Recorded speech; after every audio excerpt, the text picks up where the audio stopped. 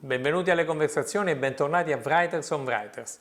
Gli ospiti di questa settimana sono Richard Ford, che ha scelto un brano di Emerson, Wes Anderson con un brano di Janet Flanner, Luigi Guarnieri con un brano di Seneca e infine Rebecca Miller con un brano di Isaac Bashevis Singer.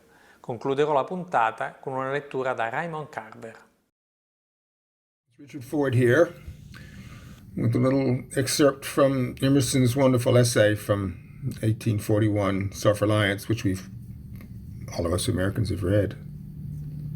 Power ceases in the instant of repose. It resides in the moment of transition from a past to a new state, in the shooting of the gulf, in the darting to an aim.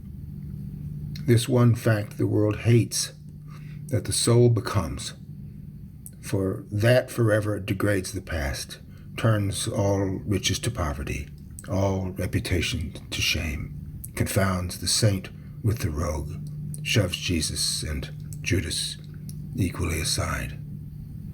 I like this because it appeals to our better nature, and it's direct and plain-spoken, as Emerson almost always is. It asks us not to be prisoners of the past. And I like it because it has so many applications to our lived life, including an application to writing novels.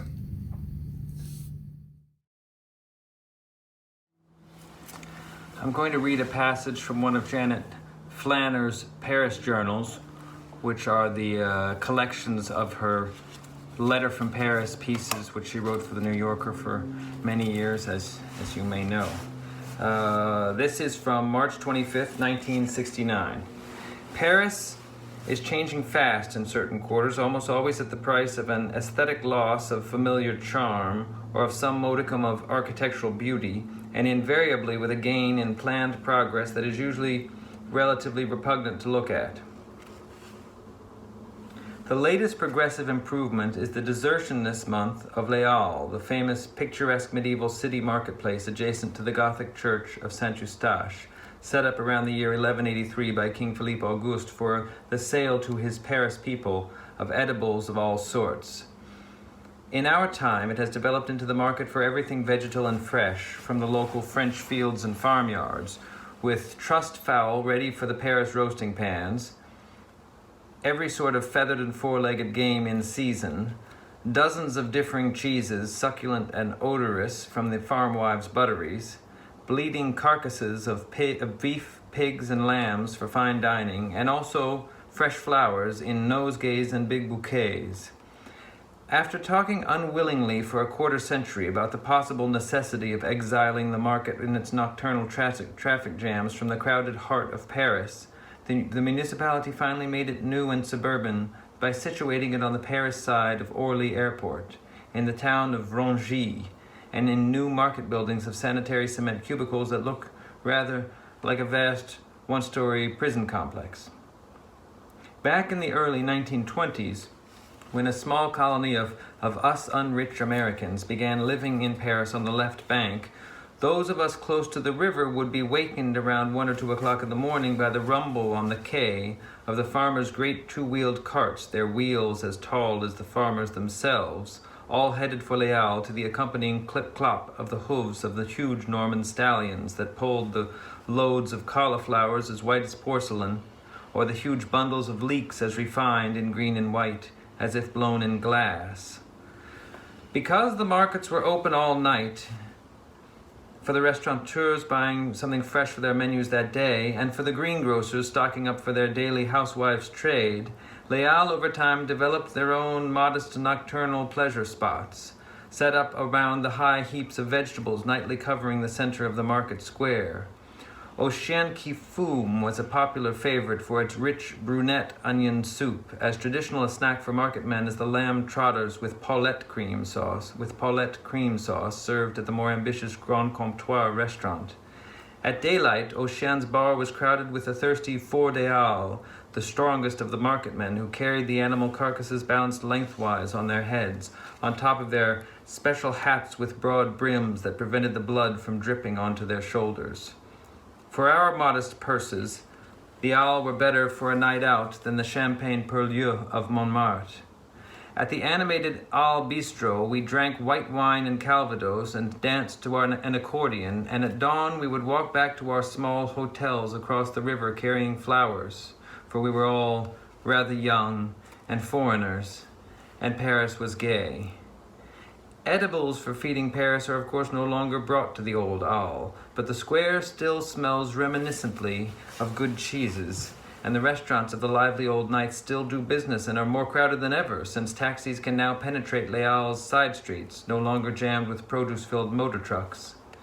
In the Rue Montorgueil, a restaurant called L'Escargot, with its rich chocolate-colored walls and gilt ornaments, is the gastronomic mecca for the well-to-do.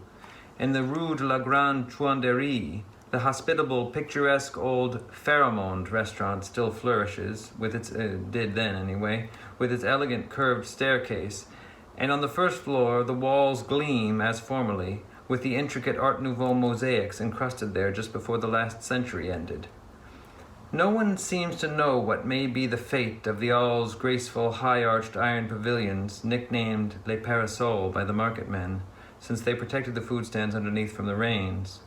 All but two of them were set up between 1851 and 1868 as the first iron architecture created in France, and at night they look as if made of metal lace. Art historians think they should be saved.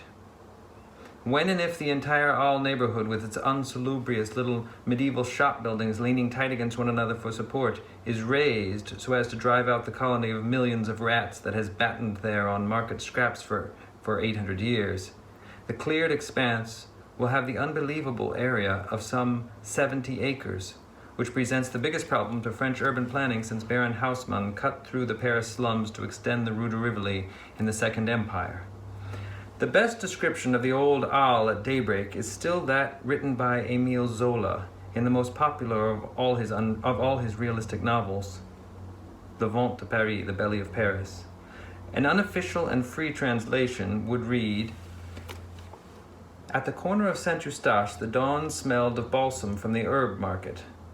Along the length of the tripe stalls, you would have thought there were fields of thyme, garlic, and little spring onions, and the merchants had wrapped branches of laurel like green decorations around the young sycamores on the sidewalk. It was the powerful odor of laurel that dominated. As day began dawning, a sea of vegetables stretched between the two groups of pavilions like a flood, drowning the sidewalks. It was a river of verdure that seemed to flow, taking on delicate violet shadows and milky rose colors, with greens awash in yellows, and all the colors that make the sky seeming like changing silk as day broke. As the fire of morning grew, the salads and lettuces, still heavy with earth, showed their opening centers. The bundles of spinach, the bouquets of artichokes, the piles of beans and peas chorused all the shades of green, which died in the bunches of celery. But the high note, which sang loudest of all, was always the lively stain of color from the carrots." Buongiorno a tutti, sono Luigi Guarnieri, vi leggerò un brano della prima lettera a Lucilio di Seneca. Fa così, caro Lucilio, renditi veramente padrone di te e custodisci con ogni cura quel tempo che finora ti era portato via o ti sfuggiva. Persuaditi che le cose stanno come io ti scrivo. Alcune ore ci vengono sottratte da vane occupazioni, altre ci scappano quasi di mano, ma la perdita per noi più vergognosa è quella che avviene per nostra negligenza. Se badi bene, la maggior parte della vita ci sfugge nel fare il male, una gran parte nel non fare nulla, tutta quanta nel fare altro da ciò che dovremmo. Puoi indicarmi qualcuno che dia un giusto valore al suo tempo e alla sua giornata e che si renda conto come egli muoia giorno per giorno? In questo ci inganniamo, nel vedere la morte davanti a noi come un avvenimento futuro, mentre gran parte di essa è già alle nostre spalle.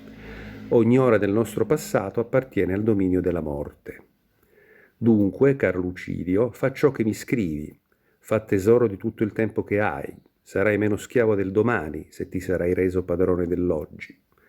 Mentre rinviamo i nostri impegni, la vita passa.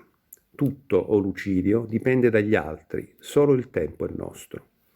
Abbiamo avuto dalla natura il possesso di questo solo bene sommamente fuggevole, ma ce lo lasciamo togliere dal primo venuto. e l'uomo è tanto stolto che quando acquista beni di nessun valore e in ogni caso compensabili, accetta che gli vengano messi in conto, ma nessuno che abbia cagionato perdita di tempo agli altri pensa di essere debitore di qualcosa, mentre questo è l'unico bene che l'uomo non può restituire, neppure con tutta la sua buona volontà. The Gentleman from Krakow by Isaac Bashevis Singer, from his collected stories. Amid thick forests and deep swamps, on the slope of a hill, level at the summit, lay the village of Frampol. Nobody knew who had founded it, or why just there. Goats grazed among the tombstones, which were already sunk in the ground of the cemetery. In the community house, there was a parchment with a chronicle on it, but the first page was missing, and the writing had faded. Legends were current among the people, tales of wicked intrigue concerning a mad nobleman, a lascivious lady, a Jewish scholar, and a wild dog. But their true origin was lost in the past. Peasants who tilled the surrounding countryside were poor. The land was stubborn. In the village, the Jews were impoverished. Their roofs were straw, their floors dirt. In the summer, many of them wore no shoes, and in cold weather, they wrapped their feet in rags or wore sandals made of straw. Rabbi Ozer, although renowned for his erudition, received a salary of only 18 grossi a week. The assistant rabbi, besides being ritual slaughterer, was teacher, matchmaker, bath attendant, and poorhouse nurse as well. Even those villagers who were considered wealthy knew little of luxury. They wore cotton gabardines, tied about their waists with string, and tasted meat only on the Sabbath. Gold coin was rarely seen in Frampol. But the inhabitants of Frampol had been blessed with fine children. The boys grew tall and strong, the girls handsome. It was a mixed blessing, however, for the young men left to marry girls from other towns, while their sisters, who had no dowries, remained unwed. Yet despite everything, inexplicably, though food was scarce and the water foul, the children continued to thrive. Then one summer, there was a drought. Even the oldest peasants could not recall a calamity such as this one. No rain fell. The corn was parched and stunted. There was scarcely anything worth harvesting. Not until the few sheaves of wheat had been cut and gathered did the rain come, and with it hail, which destroyed whatever grain the drought had spared. Locusts, huge as birds, came in the wake of the storm. Human voices were said to issue from their throats. They flew at the eyes of the peasants who tried to drive them away. That year there was no fair, for everything had been lost. Neither the peasants nor the Jews of Frampol had food. Although there was grain in the large towns, no one could buy it. Just when all hope had been abandoned and the entire town was about to go begging, a miracle occurred. A carriage drawn by 8 spirited horses came into Frampol. The villagers expected its occupant to be a Christian gentleman, but it was a Jew, a young man between the ages of 20 and 30 who alighted. Tall and pale, with a round black beard and fiery dark eyes, he wore a sable hat, silver-buckled shoes, and a beaver-trimmed caftan. Around his waist was a green silk sash. Aroused, the entire town rushed to get a glimpse of the stranger. This is a story he told. He was a doctor, a widower from Krakow. His wife, the daughter of a wealthy merchant, had died with their baby in childbirth. Ok. Come anticipato, leggerò una poesia di Raymond Carver, il cui titolo è L'attesa. Esci dalla statale a sinistra e scendi giù dal colle. Arrivato in fondo, gira ancora a sinistra. Continua sempre a sinistra. La strada arriva a un bivio, ancora a sinistra. C'è un torrente sulla sinistra. Prosegui. Poco prima della fine della strada incroci un'altra strada. Prendi quella e nessun'altra. Altrimenti ti rovinerai la vita per sempre. C'è una casa di tronchi con il tetto di tavole a sinistra. Non è quella che cerchi. È quella appresso, subito dopo una salita. La casa dove gli alberi sono carichi di frutta, dove phlox, forsythia e calendula crescono rigogliose. È quella la casa dove, in piedi sulla soglia, c'è una donna con il sole nei capelli. quella che è rimasta in attesa fino ad ora, la donna che ti ama, l'unica che può dirti come mai ci hai messo tanto. Buona lettura e ci vediamo la settimana prossima.